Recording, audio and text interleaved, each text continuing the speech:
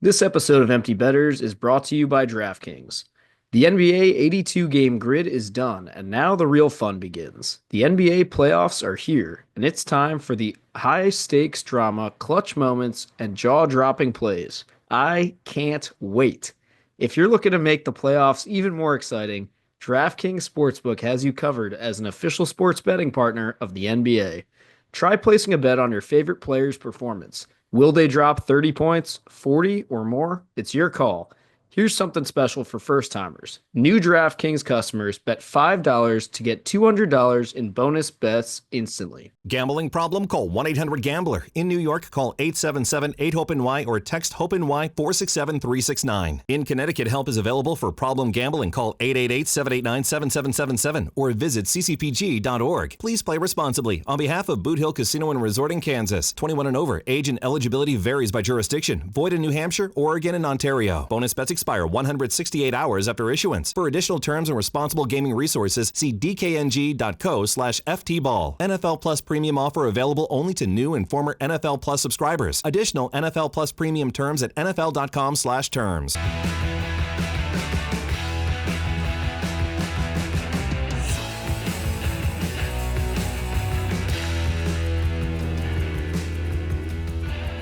Good morning, everybody, and welcome back to episode 265 of Empty Betters. I'm your host, Harrison Scholes, and I'm going to toss it across the screen to my co-host, Mr. Nick Manella. What's going on?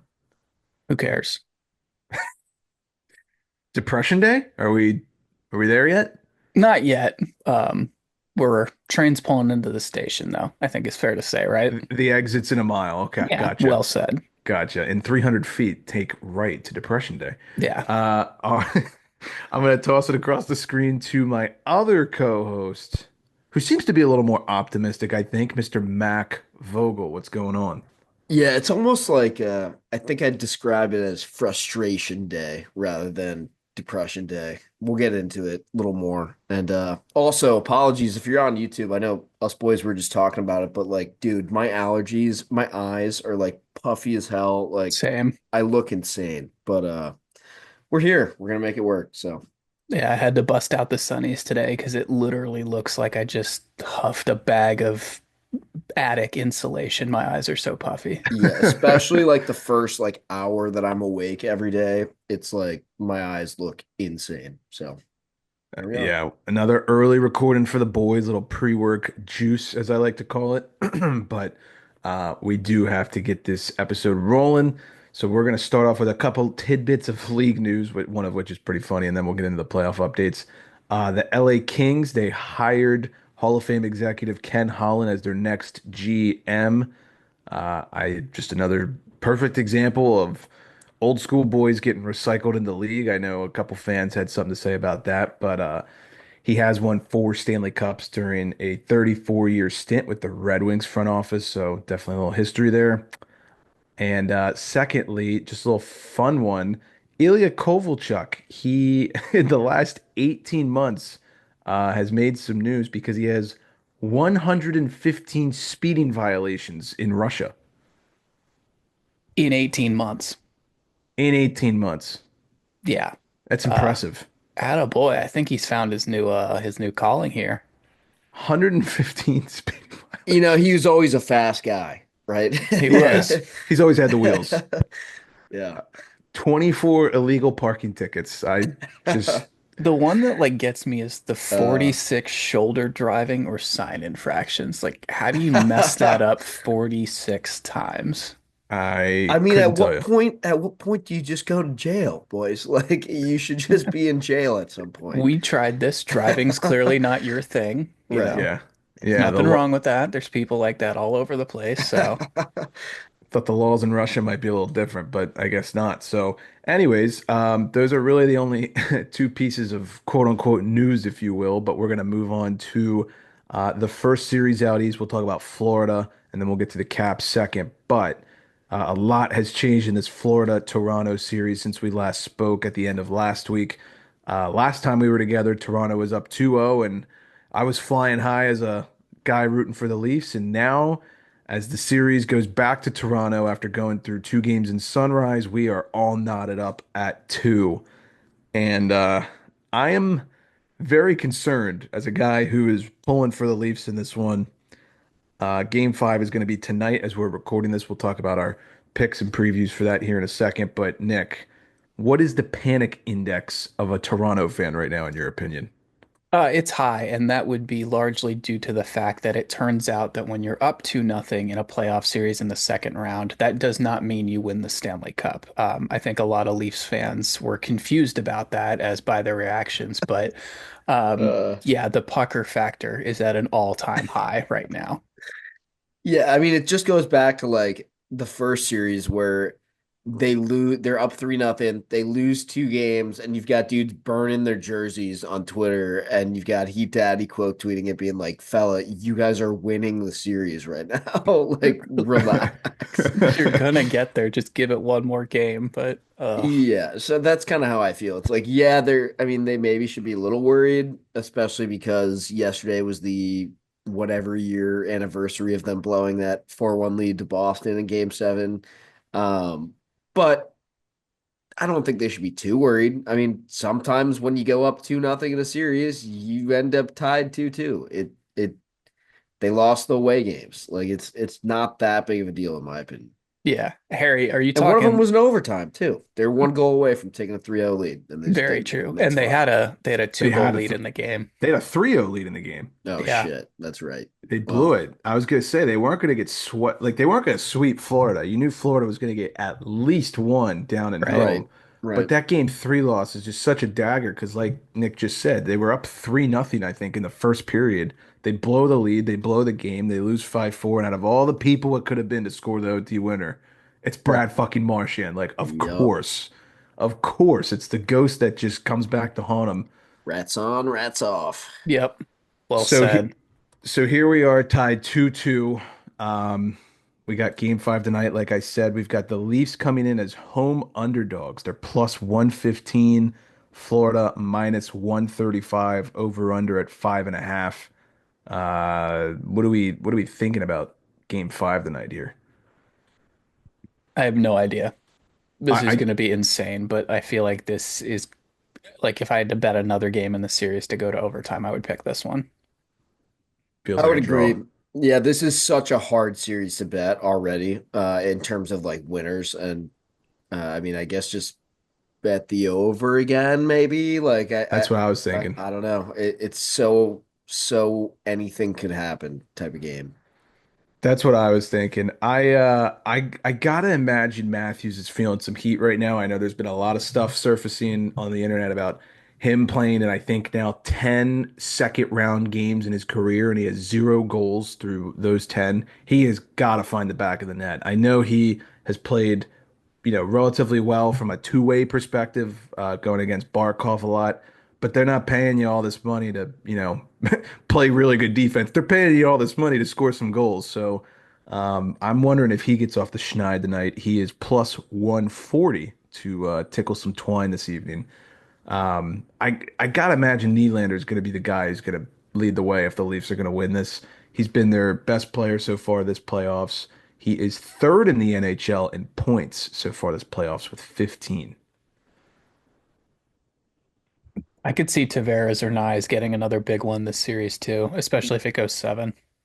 Yeah, I think Johnny T is a guy you got to look to. He's been in some big games in his career, not with the Leafs, and had some big goals in those games too. Cough, cough, game seven against who? The That's right. Panthers. Yeah. I'm wondering if we get some nasty stuff. We could talk about this a little bit at the end of game four. It was pretty obvious the Leafs were frustrated. Bobrovsky with a shutout. They couldn't find the back of the net. They blew game three, and then they get shut out in game four. And then, of course, Mr. Domi decided to board Barkov at the end of the game, which was pretty nasty, and got fined the 5K max under the CBA. So You what see Berube's comment about that? I did. I did. What did he mentioned the Kulikov thing being worse? Yeah, what do you guys think? I mean, it was a greasy play by Domi, let's be Yeah, real. yeah. It was, But he's not wrong about the Kulikov thing either, I don't think. I think it's kind of like dirty hit for dirty hit. Maybe I'm a little biased here, but Yeah, I mean, I think both were bad, but anytime, anytime you're like defending somebody blindsiding a guy at the buzzer into the boards, you've kind of lost the plot, in my opinion. Like him being like, "Well, this was worse." It's like, yeah, but buddy, we just asked you about like your player like blindsiding their captain. Like I don't know, it's classic NHL head coach shit. Like, oh, it well, they did is. that. It Like, is. you know, But come on, dude. Like you can't do that. And I it, guess isn't this what happened with Cooper and Maurice in round one, where they we did only the hit guys Hagel with the thing, puck. and then they Yeah. Yeah. did the Ekblad forearm shiver, and they're like, well, that one was worse. Well, that one was worse. Yeah. Yeah, and this is also what happened with the Jets and Stars series, only he didn't know what the hell he was talking about because he compared it to another hit by his own player and Right. said that one was Jets worse. Blues, right? Are you Oh, talking that's what I about? meant. Yeah, sorry. Yeah. He was like, I didn't know he was a doctor. Yes, that whole About thing. Monty. What Yeah. he said prior to that. Yeah. Yeah, it's classic. I knew they wouldn't suspend like okay, he boarded him, but I don't think he went like full throttle 100% like try to No, kill and him. I don't think it should have garnered a suspension. It was greasy as fuck, but the result of the play wasn't bad enough to garner a suspension. No, the fine is adequate, I think. Fine is fine. Well So said. Stolar's still out for the Leafs. Don't believe he's going to be back in the series from everything we've read. So it is Joseph Wall till the end, and he has played pretty well in his defense. I thought he'd play like I know they blew the 3-0 lead, but man, like that game four, he gave him every possible chance to stay in that game, and they did up until the end. So going into game five, I need a winner prediction. We've kind of pitter-pattered around it, who might score a goal, over under, but the fans want to know who's going to win game five in Toronto tonight, and that's our job to deliver. So what are we thinking? I think the Leafs win in Toronto back on home ice. Um, I'm gonna go 3-2 in overtime. Sounds right. Yeah, I'm kind of inclined to believe the same thing. I think that oh man, if they lose though, I keep thinking if they lose, like we'll get the full on Toronto panic meter. Say it, Mac. Do it. No, I actually think Toronto will win this game. Um, home team, home team's gonna win every game in the series. I almost want to change my pick because I actually see the Leafs in seven at this point, but Wow. uh, although if it goes seven, Yeah, I know. If it goes seven, it's so fitting that they yep, somehow. they somehow blow it. I don't know. I will also go Leafs this evening. Nick, I think you're dead on. I think 3-2, maybe an overtime in there. Yep, I'm not as dead set, but I think 3-2 Leafs sounds about right. but Yep. maybe you're gonna be the one that saves me. 'Cause after After all, all. you're my Joseph It's a Wall. great edit by Biz on that. It You is, gotta isn't That's admit. it? awesome.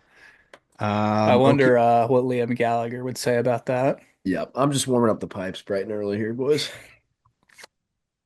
Well, we are gonna move on to our second Eastern series. The Carolina Hurricanes and the Oh, Washington Capitals. But before we get to that one, Nick has a word from our friend, the Mortgage Wiz. I definitely do. You guys know this episode is brought to you by Dave Fritz, the Mortgage Wiz. In hockey, timing is everything, and the same goes for mortgages. Whether you're a first-time buyer or refinancing, Dave helps you make the right move at the right time. No gimmicks, just smart advice and sharp rates. Check him out at Fritz, the Mortgage Wiz on all socials. All listeners of the Empty Betters podcast will receive a free appraisal during their mortgage process, so be sure to shoot him a DM if interested. and this podcast is also brought to you by Trader Joe's Tangerine Juice. 100% juice, 100% of the time. I was gonna say that looked pretty good, dude. Big Yeah, swings. classic. Big swings only. Fellas, I'm not going to talk too much on this one. I'll kind of let you guys take it away. But That's cool, me neither. Carolina up 3-1 in the series. What are we thinking here? It's Who, less than ideal right now. Um, who's Carolina? Trying to figure that yeah. out. Oh, the Hurricanes. Yeah, I don't know. I'm trying to figure out who that is. Yeah, this is not fun right now. Game Game three was probably the most frustrating Capitals playoff game I have watched in the last 8 years, nine Yeah, years. yeah, Um, and maybe I just needed this playoff run to remind me what it was like to be a Washington yeah. Capitals fan during the second round of the Stanley Cup playoffs. But game three fully reminded me. So hats off to game three. Thank you so much for doing that because that was just so much fun. Yeah, I mean, I'm really over. I complain about it all the time, but I'm really over the Twitter Zoomers being like just missing it so hard, dude. Like it's like I don't know if they watch these games even, but they're like just saying the most ridiculous shit. Like, oh my God, like how do the Caps have so much heart all season long and then they just give up or like they just have no heart out there or like the one that's really pissing me off is the people tweeting like, okay, we're down 3-1. At this point for game five, can they just give me a line of like Miro, Lappy, and like Ethan Frank? And I'm like, dude, are you guys that fucking dumb? Like, why? Oh my God, that is not the answer. Like, we don't just need to start all the young guys because, like, oh my God, like I'm actually gonna get triggered, like REM, I just trying like to talk about this, but even if they wanted to do that, the Bears have won nine consecutive playoff yeah. series. They're not giving those guys up. Are No, you those guys kidding are me? not coming up right now, nor should they. And like, oh, God, I need to take a deep breath. Yeah, I agree. There's definitely some idiotic takes out there about this.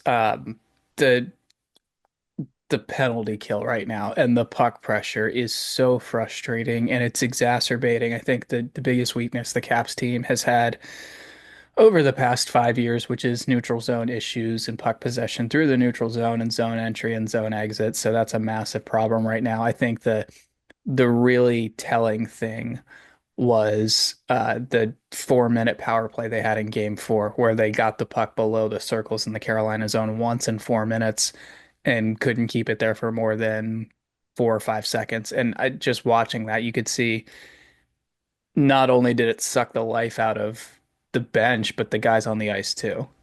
Yeah, and listen, like, just to jump back into it, I will be the first one to criticize my favorite hockey team when they are playing poorly.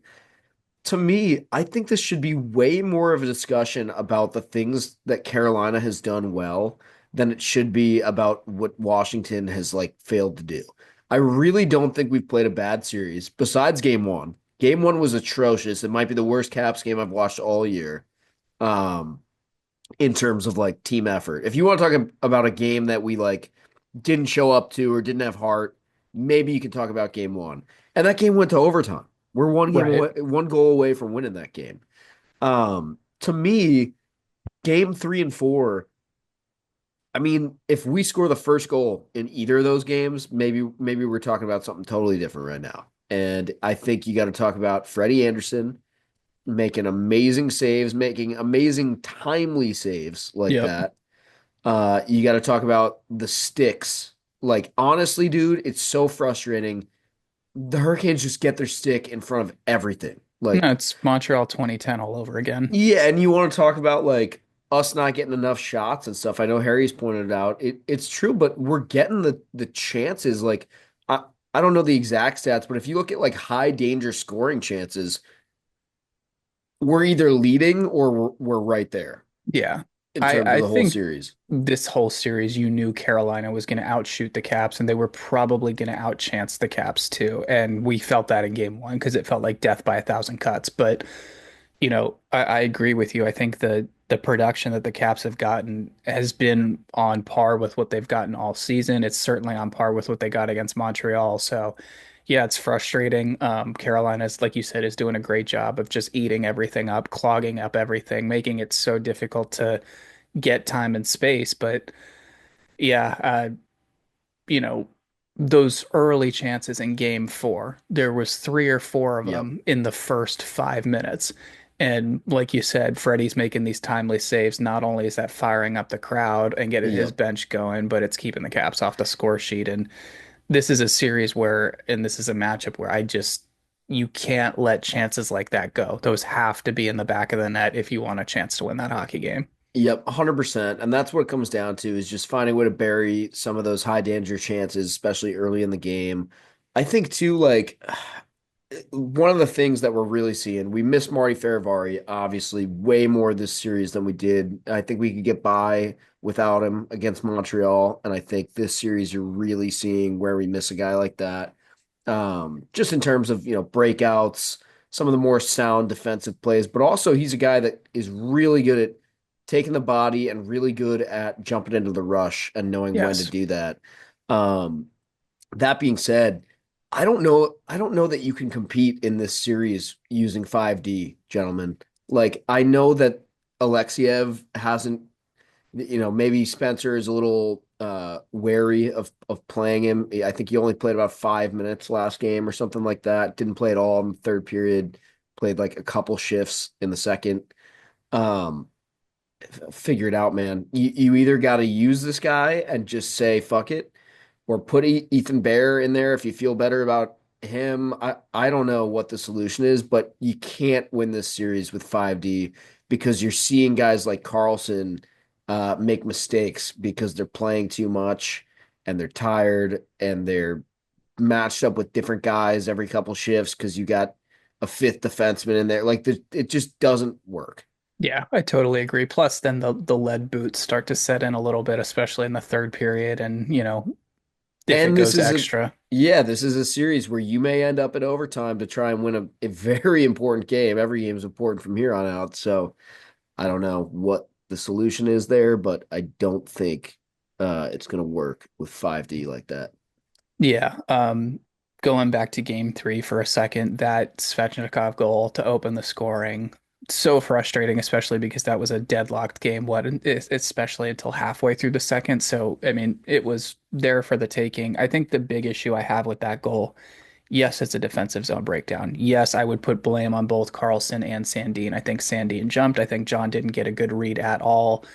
Didn't want to take a penalty, I guess, but when they're that close and it's fucking Svechnikov, maybe just tackle him and sit for 2 minutes because I'd rather deal with a penalty kill with that power play than, have him directly in front of the goddamn net. But yeah, that goal really stings me because it's the exact same goal that the Washington Capitals gave up to Nick Suzuki and the Montreal Canadiens.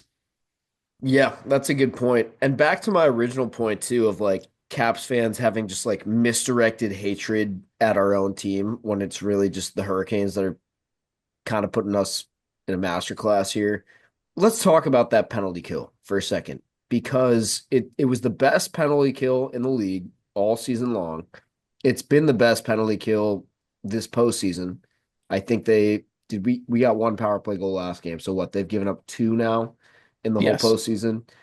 Um, After that 4 minute power play that we got absolutely nothing on, like no chances even. I think we surrendered two shots on goal during that Or and more. didn't have any of our own. Um, Again, with the Twitter Zoomers being like, our power play is atrocious, bro. Like, what the fuck is wrong? Like, dude, that's not how hockey works. Like, Dylan Strome has been one of the best like zone entry guys for us all season long. He is a guy that works with the power play coach per team that he's playing and like learns what they do and learns what he has to do to enter the zone properly. And I'm sure he did the exact same thing for Carolina. It's just you got to tip your cap at some point. Like there's just things that are being done by the Hurricanes on that penalty kill that it one guy is not going to be able to like fix that or Right, like like put the Oilers out there right now. Put 29 and 97 on the power play against the Carolina Hurricanes. They are probably having similar issues. exactly, dude. And like for anyone listening, being like, "Oh, this guy's a homer," like he just loves to see. Again, I will be the first to throw my team under the bus if I think they're playing like dog shit. I really don't think that's the case here. I don't think it's an effort thing. I don't think it's a coaching thing. There's so many people being like, "Oh, the lines, dude. He's got to change the lines up." like drastically, like, oh, Ovi's not playing well, all this stuff. None of you are correct. You're all wrong. It's not effort. It's not coaching. The Carolina Hurricanes are outplaying us, and sometimes that just happens in ice hockey. Yeah. Sometimes it's not a great matchup, and I think that's an Yes. example of it. But also to your point, yeah, the Carolina Hurricanes, as much as that makes me nauseous to my stomach to say, are playing a fantastic brand of hockey that I think a lot of teams are going to have a lot of problems with. So, Yeah. um, I think Svechnikov has looked great. His game is obviously upped as the series has gone on. The young guys Blake is producing. That's something that the Washington Capitals aren't getting right now. And I'm not putting blame on Ryan Leonard, but that's just something that I think teams that go deep in the postseason tend to have is this, this contribution from these young guys. I think LT has looked fine for the Caps. He's making saves to keep them in the game too. And I think that's huge. But like you said, Mac, earlier on, I mean, Freddie is just playing out of his mind right now. So, this guy has been in and out of the lineup for the past, what, 5 years. So, as a if he was on any other team, I'd probably be happy for the guy. But right now, I kind of really don't like him. Completely agree. I think LT has had, a couple questionable goals, but not really enough where I'm going to fault him. He's getting peppered all game long, is what it is. Some goals you're not going to like, some of them end up in the net. Wow. I think that was 11 minutes of therapy. That was good. It's Yeah, the first step is admitting it, like right. that's kind of the thing. Um, What's your take, Harry? I think I think the Hurricanes are a really good team, and it's weird with them because when you look at matchups, and I tweeted this before the series started. I was like, someone explain to me how they are this heavy of favorites. I don't get it because when you look on paper, I would argue the Caps are a better team on paper. But that's why the game's not played on paper. They play a Rod Brind'Amour system. Everyone's been saying it, and they're really fucking good at what he asks them to do. And it's infuriating. Now, I also think, yes, they play well as a unit, but Freddie Anderson is the story of this series, in my opinion. He's leading the playoffs in goals against average. He's leading the playoffs in save percentage. If the Dallas Stars don't win the Stanley Cup, I would say this guy is probably the favorite for a Conn Smythe right now. I mean, he's playing at that kind of level. It's a good Uh, point. and the Hurricanes on home ice, I knew that it was going to be, they're really good. They were second in the regular season in home ice wins. They haven't lost yet in the playoffs on home ice. So I guess now I'm realizing like, oh shit, yeah, that's probably why they're minus 230 when they're playing the Caps at home is because they don't fucking lose at home. Yeah. But I saw a stat here from Sportsnet Stats and Mac. It kind of ties into what you said. If you guys get the first goal in game 3 or 4, I think Wilson had an early breakaway in one of those games. I can't remember which one. The Hurricanes have won 11 straight home games when they score the first goal. Yep. So it's impossible to play from behind against them, it feels like, because they, like you guys say, sticks on pucks, blocking shots. They have the puck the whole fucking game, it feels like. And they changed the way they play with even a 1 goal lead versus a tie game or Yes. trailing. Like it is a completely different hockey team that you're facing when they have a lead. And that's really what it comes down to. We have to get that first goal in the next game and have to kind of dictate the pace of play afterward. Yeah, absolutely. I mean, Willie had that breakaway early on. Game 4, Protus hits the post. McMichael has like the half breakaway from the blue line. So, yeah, those have to be in the back of the net. And one last thing on Freddie. I mean, he's leading all goalies in the playoffs in goals against average. It's at 1.4, which is like rookie mode NHL franchise numbers. Nobody else is even under 2. Not Stolars, not LT, not Ottinger, nobody. So he's by far and away playing better than any goalie in the playoffs right now. It's nuts. Yeah, sucks. Now, all that being said, it's 3-1. The series isn't over. You don't win a series when you're up by 2 games. We said that with Toronto just a few minutes ago. So we got game 5, what, tomorrow, Thursday night, back at Cap One. Correct. Um, what are we thinking? I mean, there's a lot of Caps fans listening. Let's see what you guys think. I'm ready to go full Mark Messier, Brady Kachuk, and guarantee a Capitals W. Okay. Not worried about five, very worried about six. Correct. Correct. Okay. So five. So we're feeling confident about five. Uh, Again, Vegas. I don't know what they're smoking. Carolina minus 180 on Thursday night. Caps plus 150. 401k, mortgage, everything. Everything like our good friend Both your cats, the Elio would lawnmower. say, one game, one game, one play. This is Yeah. it. Everything. Everything. I feel like it'll be a tight game. I've been loving these no goal first 10-minute bets. I will probably be doing that on this game as well. That's Just a good one to do it for. a fair warning. So, any final notes for Caps fans out there before we move out west? It's like Tom Wilson said, back against the wall, but one game at a time. Let's win Thursday and go from there. I've watched the Caps blow some 3-1 series leads in my life, a decent handful. So I'd love if they were on the opposite end of that for once. So maybe that could happen. I Who just knows? keep picturing the Rod Brindamore press conference after they got swept. Was it by the Rangers? I think it was great. We didn't get It- swept. It's no, you Yeah, did. yeah. We didn't just lose 4 games in a row. I just keep picturing him like a week from now giving the same press conference, being like, we didn't just blow a 3-1 lead. That's not what just happened. Narrator, they blew a 3 to Right. 1 lead. This could be, yeah, this could be the last episode with the Caps in if they don't tidy it up in five. So let's No, guarantee. Mark Messier, win game guarantee five. 401k bet. You 401k, heard it. mortgage, everything, Wow. everything, everything. Everything you got. Got it. All right, moving out west. Before we talk about the West, just a reminder this episode is brought to you by Prop Tracker, your one-stop shop for outlier bets. You can track anything from shots, rebounds, or receptions and get the notifications sent straight to your phone to notify you when your bet hits. It also gives you all the stats that you need to make your best bets for the NHL playoffs. Go download using the link in any of our social media bios, or you can type in proptracker.com/emptybetters. Get your first month free on us. All right, Edmonton. They lead the series 3-1. Man, this has been an ass kicking of a series if you're a Golden Knights fan or supporter.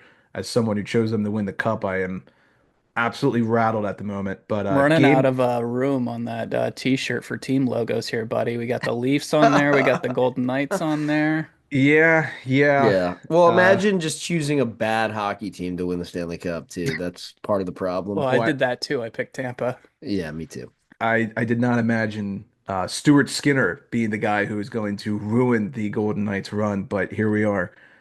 So Edmonton, they win game four. They lost game three. We'll talk about that in a second. Pretty wild game that Vegas won to make this a 2-1 series, but then game four, just an ass kicking. The Oilers win that one 3-0.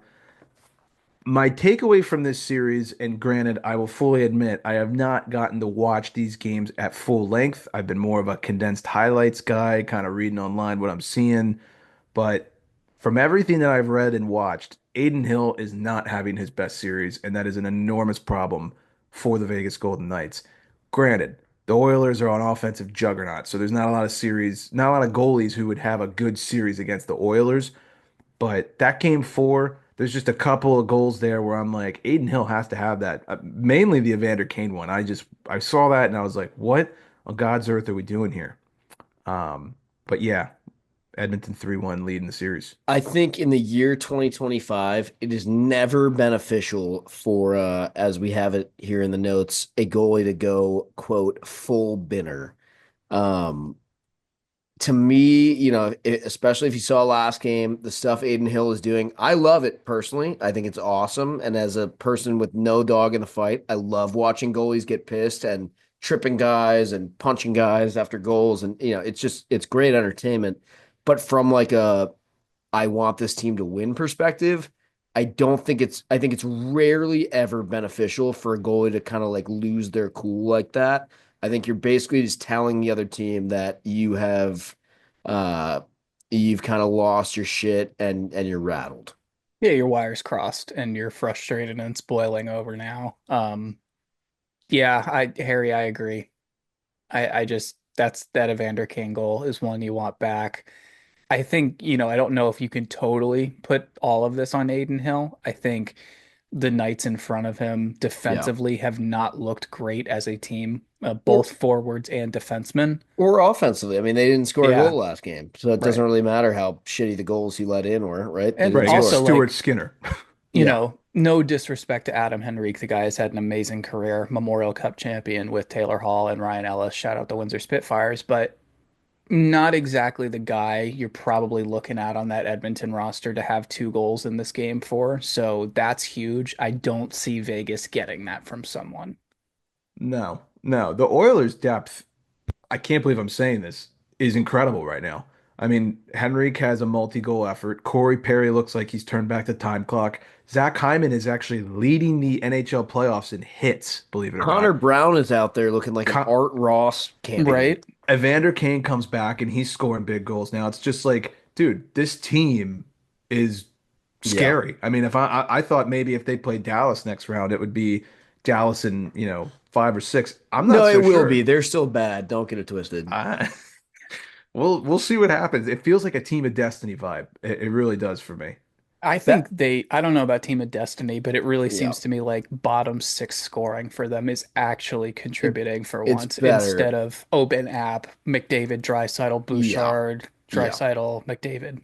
It's definitely better than it has been. It's almost like some of the secondary, like, well, I was gonna say they need more from like guys like Ryan Nugent Hopkins, but I think his point total is relatively respectable. Last I checked. Back to the Aiden Hill thing for one sec, boys. We've played some hockey.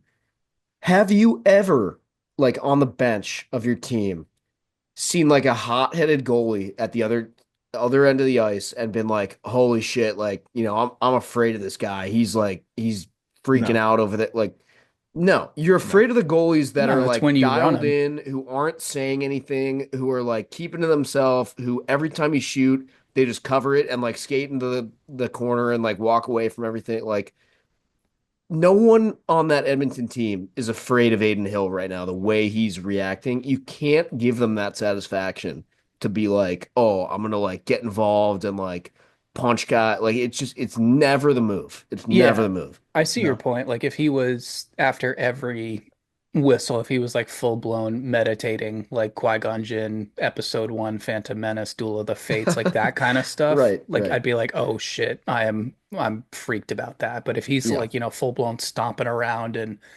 steam coming out of the ears, red in the face, cartoon mode, no, that's you're It gonna doesn't just scare try and anyone. piss him off It more. doesn't no one is ever afraid of the goalie that's like wanting to get involved and like beat people up. No one thinks that's scary. No, just start shooting high.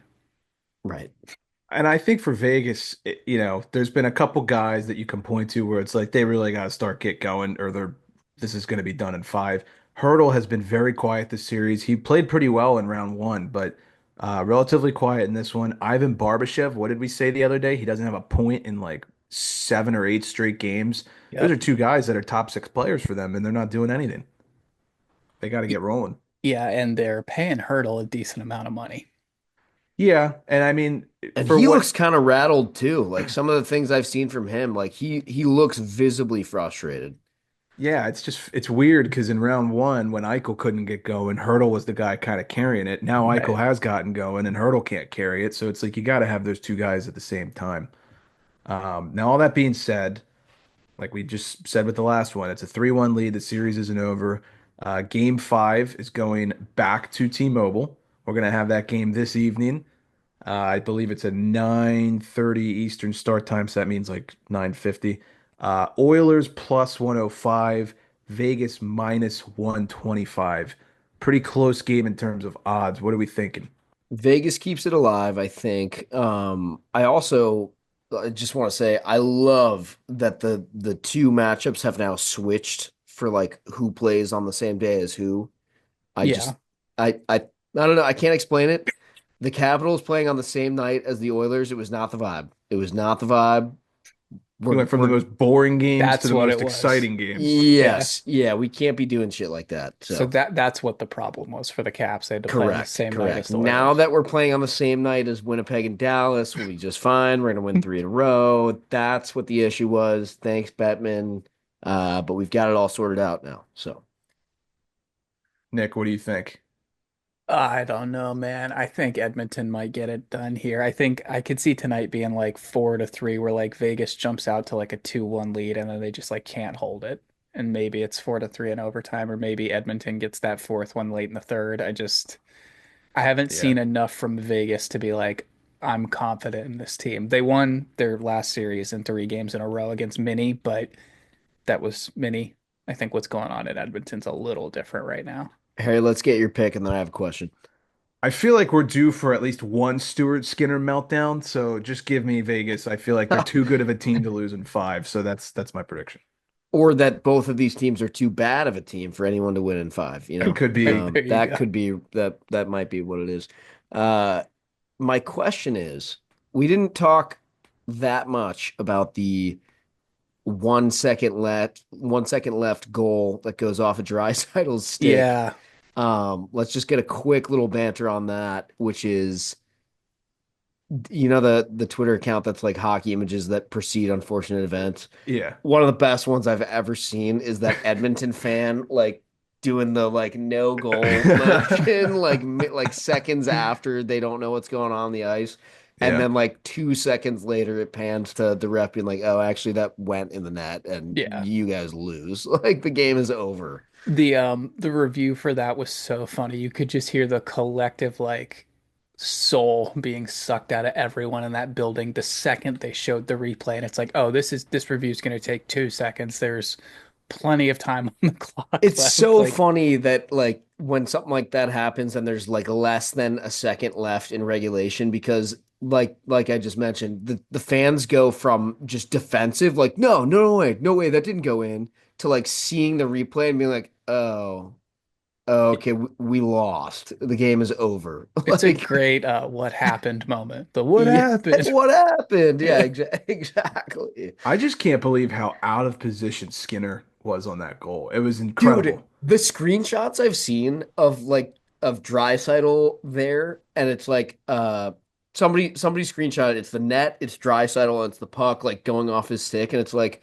call me old fashioned, but I think Stuart Skinner should be somewhere in this image. Like The what? best one I saw was like Draisaitl just in front of the net, and it's like when it's your first day at work and you have no idea what the fuck is going on. Yeah, it was Uh, with and he has to know how much time is left on the clock. There was no time left for a wraparound, so I just don't really understand why you put yourself that far out of position. But nonetheless, leave it to ex-Penguins just popping off this postseason. We got Riley Smith. We'll talk about Granlund here in a second, Credit to but Smith for having the Yeah. patience with that amount of time on the clock to like do the little pump fake. I mean, that's a great awareness.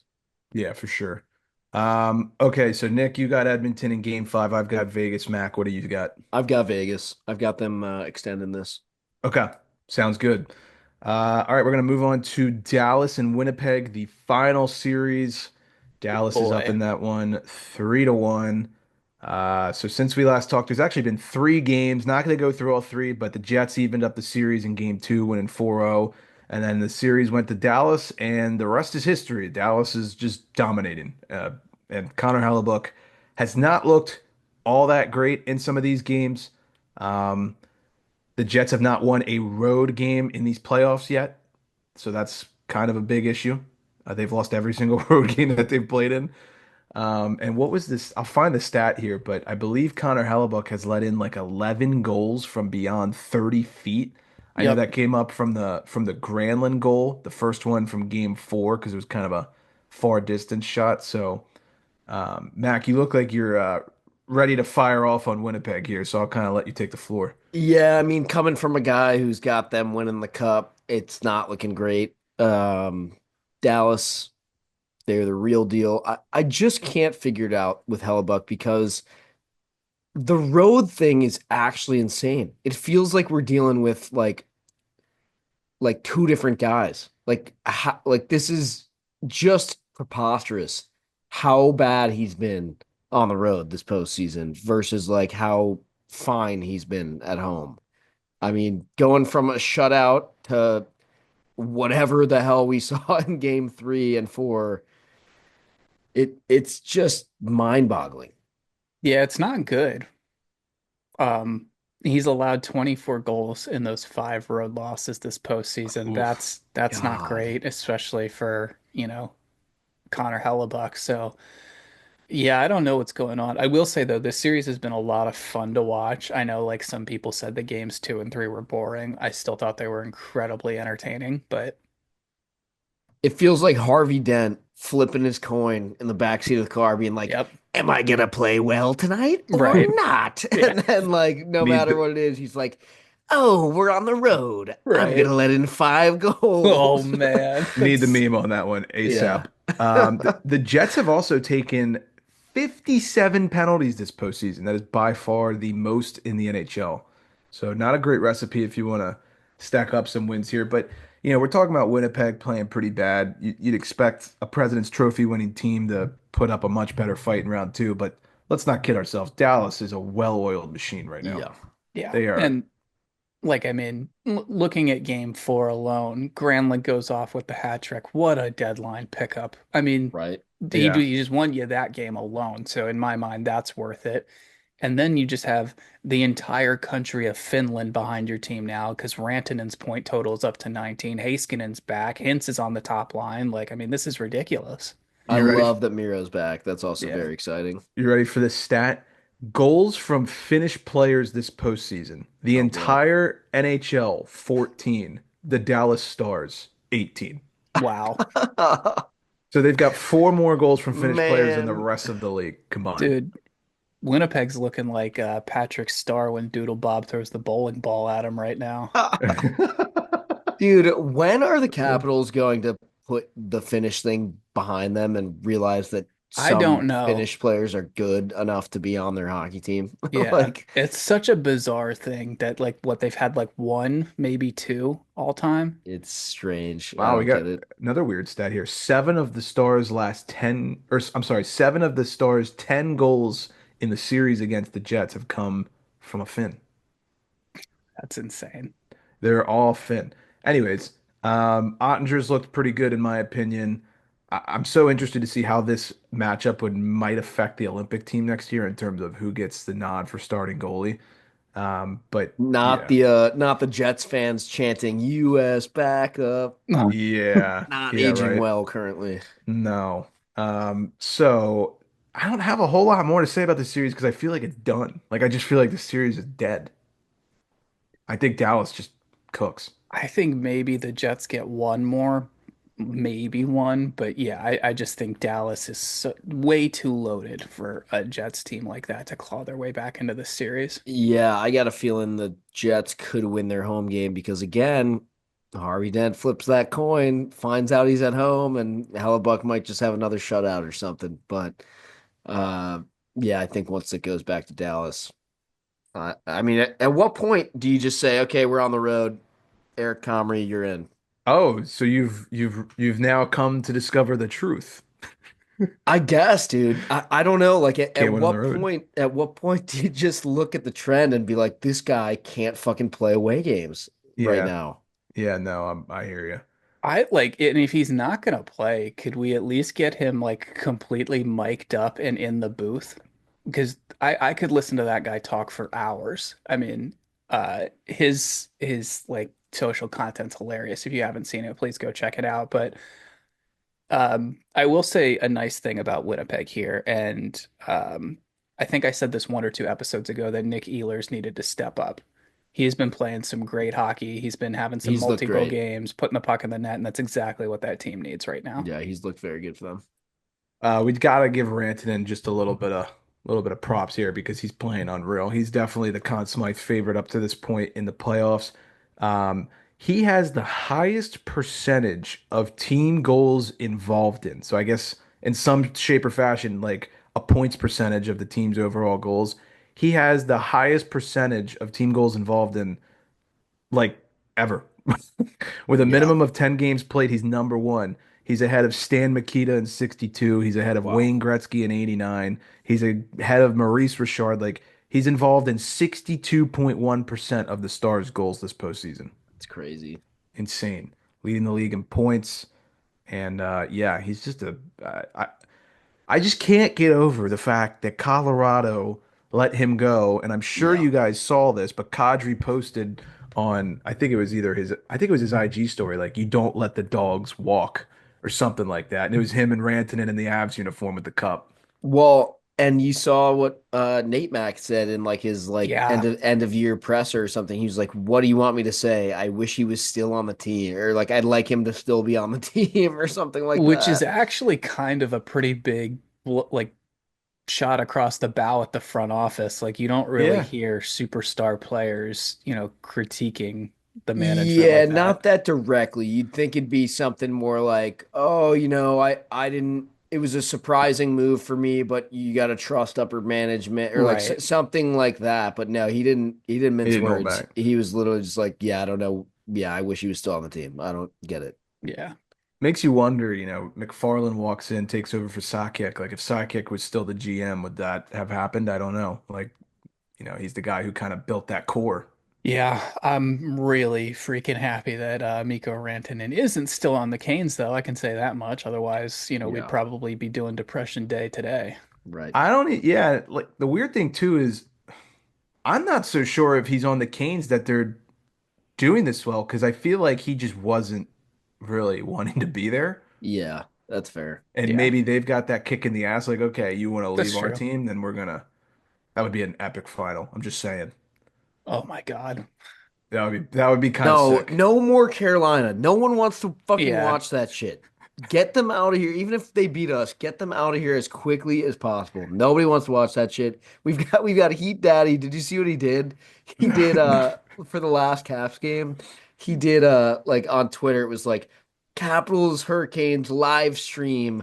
Three, two, one. The video starts. He's on the couch with like an eye mask on and like Yeah, a like Ebenezer Scrooge style like sleeping hat, and he's yeah. just like snoring on the couch, and it was like a literal live stream of him asleep for like an hour, and it got like 18,000 views or Of something course like it did. that. right. It's I comedic don't know if genius. I would want people watching me sleep. I feel like I wouldn't be able to sleep. Have you guys been, last question before we wrap up, have you guys been like bored watching these games as fans? Because as someone who has no skin in the game, I'm like, this is so boring to watch. Um, it's a good question.